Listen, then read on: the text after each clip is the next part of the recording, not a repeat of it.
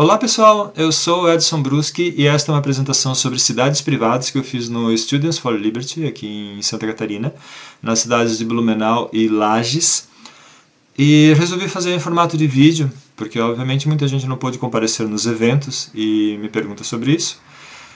E é claro que um vídeo não é tão divertido quanto uma apresentação ao vivo, né? Mas mesmo assim eu acredito que vocês vão gostar. Obrigado, vamos lá. Mas, sem o Estado, quem construiria as cidades? Lá por 1930, Las Vegas era uma pequena vila no deserto, e diz a lenda que um sujeito procurado por tráfico de álcool e promoção de jogos ilegais foi para lá, e numa área privada construiu o primeiro cassino. Outros investidores chegaram, a cidade cresceu. Hoje a maioria dos cassinos ficam em Las Vegas Strip, que não faz parte da cidade de Las Vegas, que aliás é pequena. E eles estão em uma área privada, assim como o Aeroporto Internacional de Las Vegas, que obviamente também é privado. A Companhia de Melhoramentos do Norte do Paraná foi fundada por investidores ingleses que compraram 500 mil alqueires do governo do estado. A companhia urbanizava uma área, loteava, fazia ruas, iluminação pública, ferrovias, vendiam os lotes e com o valor arrecadado construíam a próxima cidade. Assim foram criadas 63 cidades, incluindo Apucarana, Londrina e Maringá, que atraíram vários imigrantes europeus e de outras partes do Brasil. Blumenau, onde moro atualmente, começou com um grupo de investidores alemães.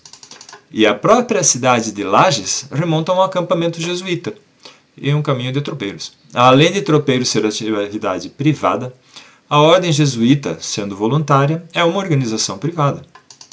A Estrada de Ferro Santa Catarina, inaugurada em 1909, chegou a ter 184 quilômetros e foi construída por empresários alemães. O projeto previa ligar o Porto de Itajaí até a Argentina, cruzando todo o estado e fazendo vários entroncamentos. O projeto não continuou porque, como diria Paulo Cogos, o governo fascista de Getúlio Vargas roubou a ferrovia, que obviamente não teve manutenção adequada e acabou abandonada em 1971. Mas, sem o Estado, quem construiria as estradas? Atlantic Station, em Atlanta, Geórgia, são 2 km² que se tornaram um modelo de beleza, prosperidade, diversidade e vivência. Muito melhor do que 50 anos de renovação urbana e outros programas governamentais. Foi inaugurada em 2005 como um projeto empresarial liderado por Jim Jacoby. Quase todo o projeto foi realizado com dinheiro privado e a cidade de Atlanta ajudou com redução de alguns impostos e alguma infraestrutura. Atlantic Station não é um condomínio fechado apenas para a elite. Não há taxa para entrar, o acesso é público e com leis de propriedade comercial. A diferença entre a cidade estatal e a cidade privada é enorme. Isso é fácil de perceber quando se entra na limpa, brilhante, entusiasmada e viva Atlantic Station. O policiamento é formado por funcionários privados pagos por toda a comunidade de comerciantes, moradores e prestadores de serviço. As ruas também são privadas, mas com acesso público. Assim, a polícia possui um alto interesse no bem-estar da comunidade e na felicidade geral dos consumidores que fazem suas compras ali. Os policiais são empregados do empreendimento. Às vezes, no ambiente excessivamente militarizado de hoje, é fácil esquecer que o policiamento é completamente legítimo, necessário e uma profissão importante. Os policiais são a garantia de que todo mundo seguirá as regras e que os vândalos e criminosos sejam pegos e punidos. O que faz a diferença aqui é a natureza privada dos contratos que os empregam. Como todo empregado na comunidade, policiais têm participação direta no valor agregado do espaço. Em Atlantic Station, eles servem os clientes assim como qualquer comerciante. Quanto mais valiosa for a comunidade, mais valioso é o trabalho deles. Eles recebem incentivos para fazer um bom trabalho, o que significa melhorar as experiências daqueles que agem corretamente e expulsar os que fogem das regras. Surpreendentemente, as regras em Atlantic Station são muito estritas. Existe inclusive um toque de recolher para adolescentes. Você não pode usar roupas obscenas ou relacionadas a gangues. Você não pode portar armas. Você não pode usar linguagem decente. Você não pode fumar.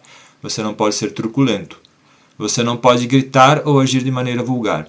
Você pode correr, mas não pode sair desabalado como um animal. Se uma prefeitura impõe essas regras, as pessoas reclamarão de violação de seus direitos. Então, por que em Atlantic Station essas regras não são violação de direitos? Porque uma propriedade privada em uma propriedade privada, os donos determinam as regras.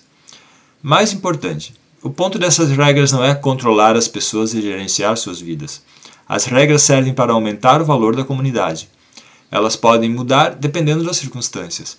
Pode-se impor regras ainda mais estritas ou não. Tudo depende do que for melhor para a Atlantic Station e do que for melhor para os negócios. Mas você sabe o que é interessante nessas regras? Você não sente essas regras. Elas não estão publicadas em qualquer lugar.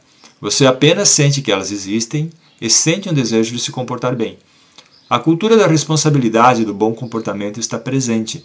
As regras têm o efeito de libertá-lo das coisas irritantes, não de restringir o seu comportamento. Você não sente uma imposição, você não sente um ordenamento.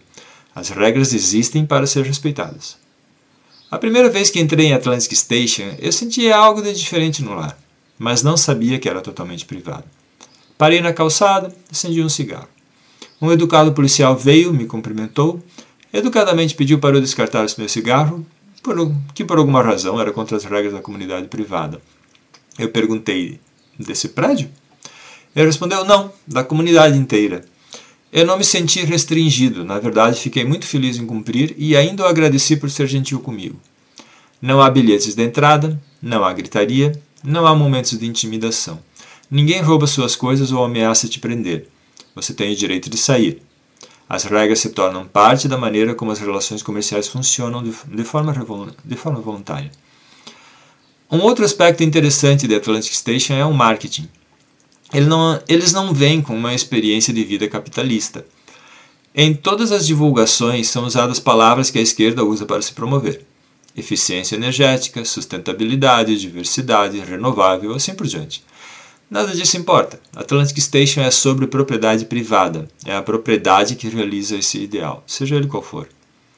Onde o monopolista impositor de taxas é cruel, inflexível e violento, a mesma aplicação em uma economia voluntária foge a resultados humanistas, ordenados e belos. As implicações do policiamento são possivelmente as mais interessantes, dadas as recorrentes controvérsias sobre abuso policial. Mas quando a polícia é parte da ordem do mercado, o para servir e proteger assume um significado substantivo. Com o governo não intervindo, empresas privadas aumentam seus ganhos com esforços reais para o desenvolvimento das comunidades. Empresas privadas estão gradualmente construindo aquilo que os governos pretendem fazer. Deveria haver centenas de histórias nos jornais do tipo Comunidade privada salva Atlanta. Mas, estranhamente, você não vê nenhuma manchete nos jornais sobre isso. A propriedade privada e comércio são temperos mágicos que tornam a vida mais bonita. Conheça Atlantic Station e veja por você mesmo. O primeiro trecho sobre estradas e cidades foi adaptado de uma conversa que eu tive com o Exler aqui de Blumenau. E o segundo texto foi adaptado do artigo Como Funciona o Policiamento em uma Cidade Privada, por Jeffrey Tucker. O nosso assunto aqui é cidades privadas, e o entendimento comum de cidade privada é uma espécie de condomínio, com infraestrutura e regras criadas e mantidas de forma privada, mas ainda com alguma intervenção estatal. Isso pode ser um avanço considerável em relação ao modelo quase universal que nós temos de cidades públicas, como Lages ou Blumenau, mas eu acredito que podemos ir muito além. Quando fui procurar cidades privadas na Wikipedia, tudo que encontrei foi um disco de jazz. Então, parece que ainda há muito espaço para conversarmos sobre o assunto.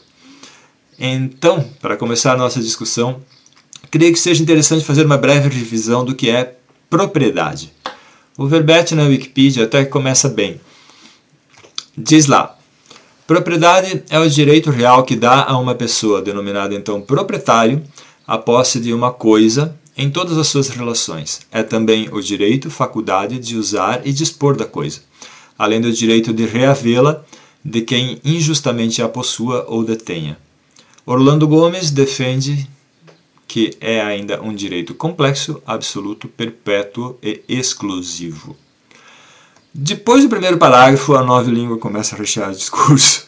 Fica claro que a gente precisa esclarecer alguns termos para que possamos nos entender.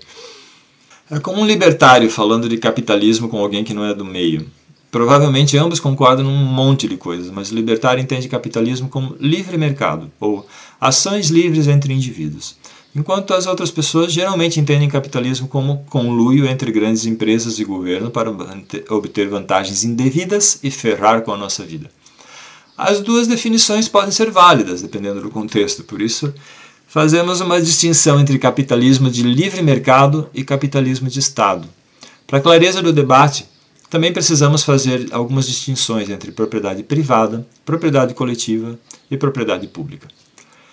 Simplificando, propriedade tem a ver com pertencimento. Propriedade privada é algo que pertence a alguém. Propriedade coletiva é algo que pertence a um grupo. Propriedade pública é um oxímoro. Não faz o menor sentido alguma coisa pertencer a todo mundo. Podemos facilmente considerar propriedade privada e coletiva como sendo a mesma coisa. Minha casa é minha propriedade privada, mas também é propriedade privada da minha esposa. Coletivamente, eu e ela possuímos a casa. A casa é de nossa propriedade. E também é a nossa propriedade coletiva. Se algo pertence a duas pessoas que concordam com as regras e como lidar com essa propriedade, está tudo certo. Se existir algum conflito entre essas duas pessoas, elas terão que se entender de alguma forma. E aqueles que não fazem parte do negócio, nada tem a ver com o assunto e nem deveriam ser afetados pelo assunto. Está tudo certo, já que o conceito de já que o conceito de propriedade surgiu justamente para resolver conflitos. O problema é quando a propriedade não é definida de forma clara. Poderíamos até falar em algo como propriedade dispersa, o que nos leva a um problema muito conhecido em economia chamado tragédia dos comuns. Se eu tenho um pasto onde eu cuido das minhas ovelhas, eu cuidarei desse pasto para que ele esteja sempre saudável e as minhas ovelhas não morram de fome. O mesmo farão os outros pastores com seus pastos. Agora, se há na vila um pasto que não pertence a ninguém, os pastores sobreutilizarão esse pasto, que logo se tornará imprestável. O que é de todo mundo não é de ninguém. O que é de ninguém, ninguém cuida. Isso não acontece apenas no Brasil, nem se deve a uma falha de caráter dos brasileiros, dos gregos ou dos chineses. O descaso com a coisa pública é apenas a consequência de incentivos. Se algo é de todo mundo, não é de ninguém. Se algo é de ninguém, ninguém cuida. Além disso, é interessante falarmos um pouco sobre pertencimento. O que te pertence? Se algum agente estatal pode entrar no teu terreno, na sua casa, no seu quarto e levar alguma coisa, esta coisa é realmente sua? Não interessa se o oficial pegou sua maconha, arma, Bíblia, Alcorão ou o Manifesto Comunista. O governo chinês já tirou até óculos das pessoas porque consideravam óculos coisa de burguês. Claro que há limite para que as ações do agente estatal não sejam tão arbitrárias. Ele precisa de mandato, etc. Mas sabemos que no fim, tudo isso é bem arbitrário. Se considerarmos o Estado como uma empresa com diretores políticos, conselheiros, juízes, funcionários, burocratas e segurança, polícia e forças armadas, será que tudo ao nosso redor, tudo que temos, na verdade não pertence a esta empresa chamada Estado? Será que quando você compra um terreno, você não está comprando apenas uma concessão de uso do terreno? Seria o IPTU o aluguel que você paga para a prefeitura para poder desfrutar desse terreno? Governos podem fechar empresas consideradas privadas, incluindo jornais, revistas, rádios, estações de TV, e de formas bem arbitrárias. A quem estas empresas pertencem? Ao que parece, pertencem ao próprio governo. E ainda mais importante, você se pertence.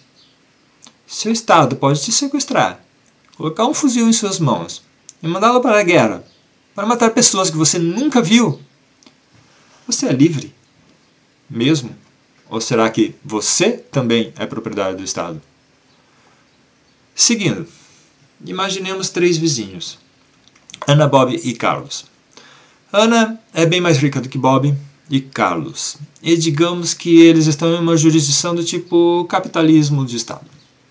Aquilo que socialistas chamam de capitalismo e aquilo que libertários chamam de socialismo. Nesse caso, Ana pode negociar com políticos e burocratas, tornar a vida dos outros dois tão insuportável que eles se verão obrigados a vender suas terras para Ana, provavelmente por um preço baixo, e se mudar. Está claro que o cronismo não é um sistema justo. Mas imaginemos a situação comumente considerada oposta a este regime tão opressor que é o capitalismo de Estado. Ah, tão amada e celebrada democracia. Bom, neste caso, Bob e Carlos podem, por exemplo, propor um plebiscito para tomar parte das propriedades de Ana. Os três vão votar, Ana vai perder.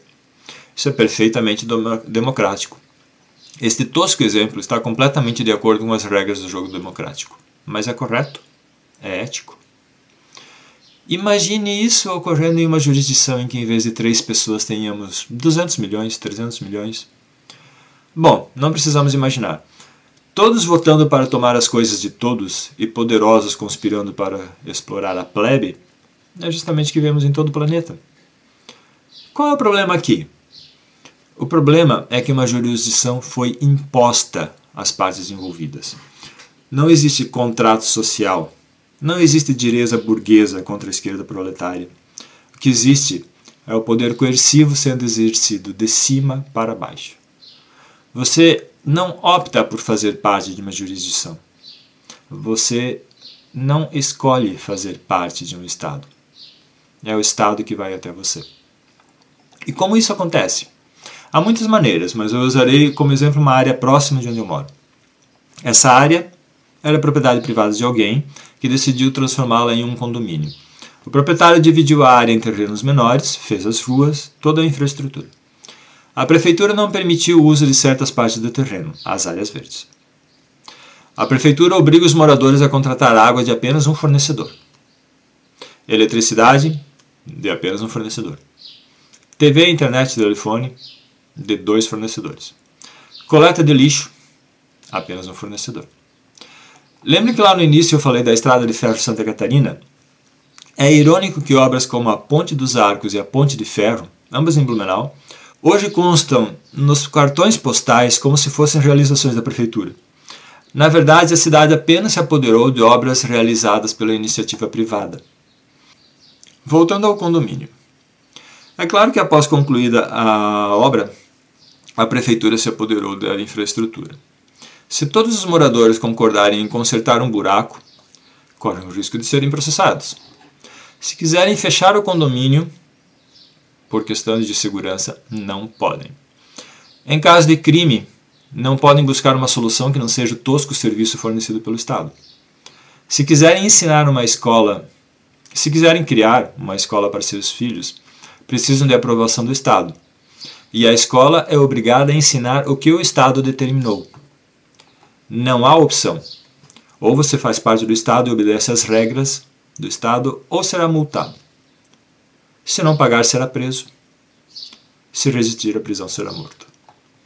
Como disse Max Weber, que aliás não era um libertário, o Estado é a organização que detém o monopólio da violência. E o Estado não tolera concorrência. Esse tiozinho desfocado na foto vai aparecer novamente em outro slide. Guardei. Mas que tal se, em vez de termos 5.570 municípios, todos sob a jurisdição de Brasília, pudéssemos ter municípios independentes, cada um com leis próprias?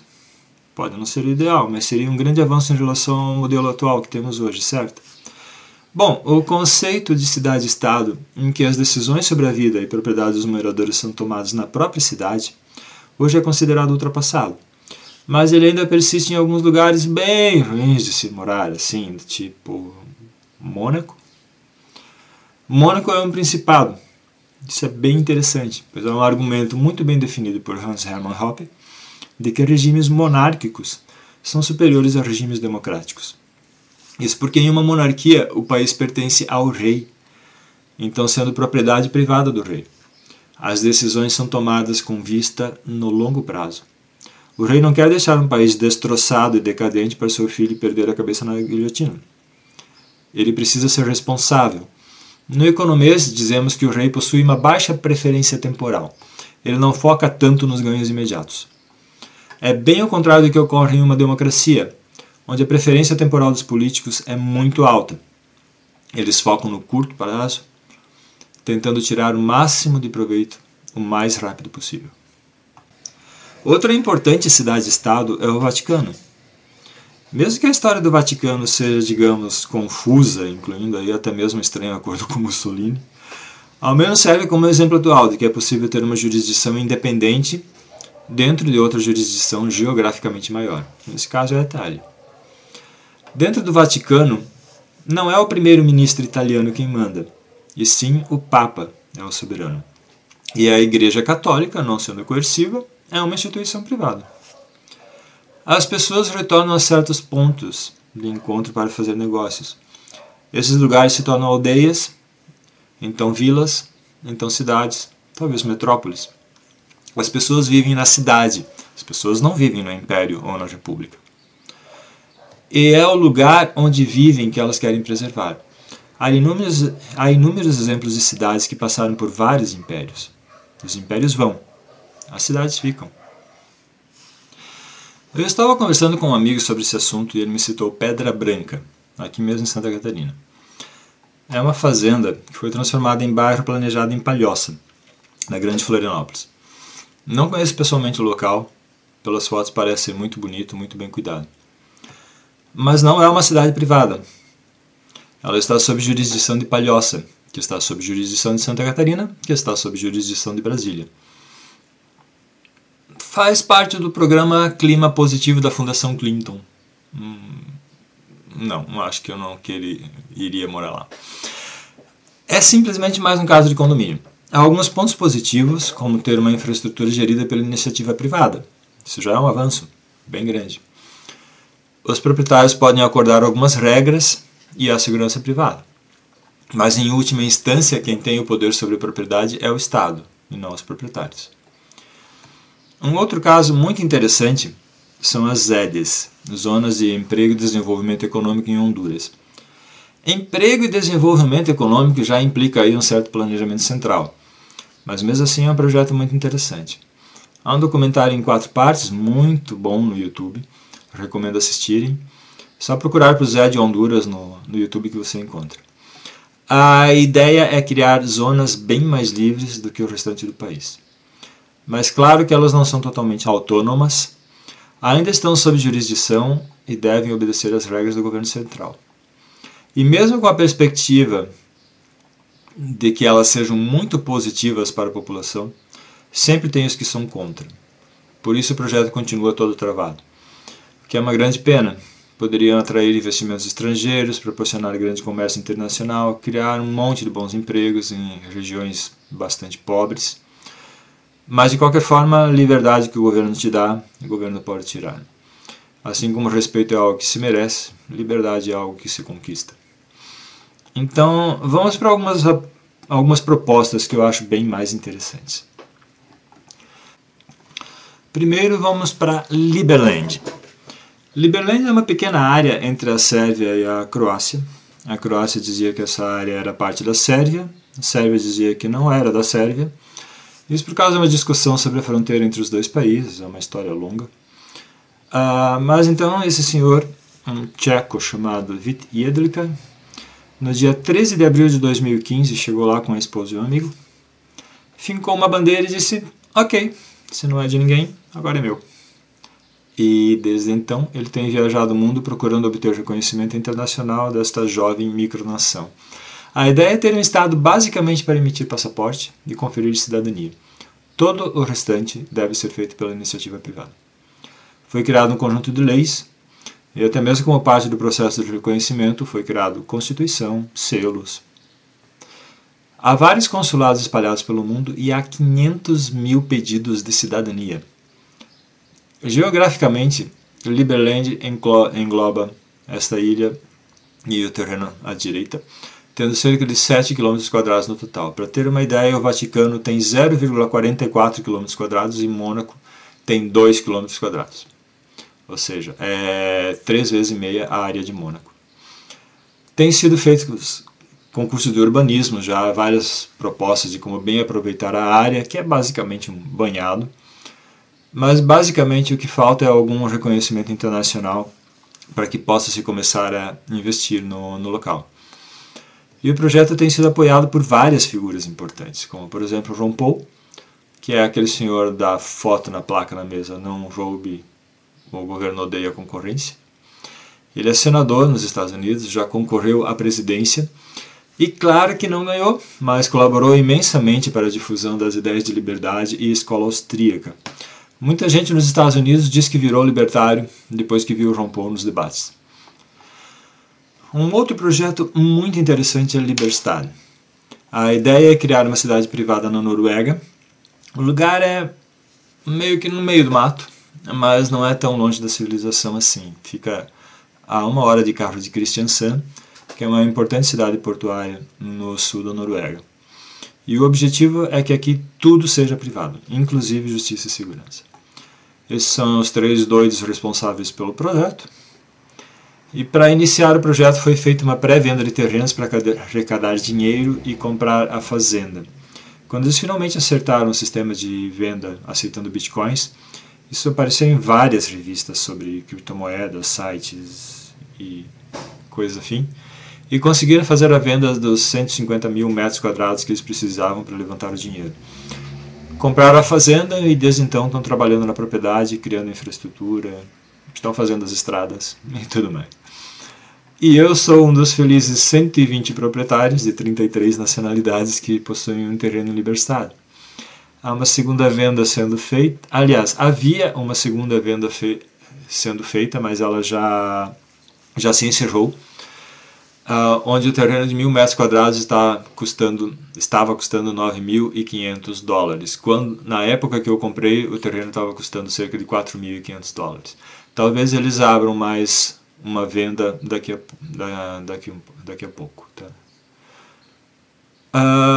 Mas, já meio que encerrando, para não ficar muito longo, nós temos vários outros projetos ao redor do planeta, como o Free Society, que é um pessoal que comprou Bitcoin há vários anos e hoje está querendo, e hoje tem grana para isso. Eles estão querendo comprar uma ilha para criar uma cidade privada. Seasteading, que é a ideia de criar cidades flutuantes, ou mesmo aterrar no meio do oceano para criar uma ilha artificial fora de qualquer jurisdição estatal. Já há tecnologia para isso, mas ainda é muito cara, é de se esperar que isso seja viável no futuro. E por aí vai. Há vários outros projetos, inclusive alguns aqui no Brasil, cada um deles mereceria uma apresentação própria. Mas tempo é um recurso escasso, então eu vou ficar por aqui. Mas esse vídeo vai ter continuação, tá? Já tem um bônus bem legal planejado. E depois, provavelmente, dependendo da demanda, eu faço alguns vídeos falando com mais detalhes sobre Liberstad, Liberland ou algum outro projeto. Por isso aí, por hoje é isso. Muito obrigado.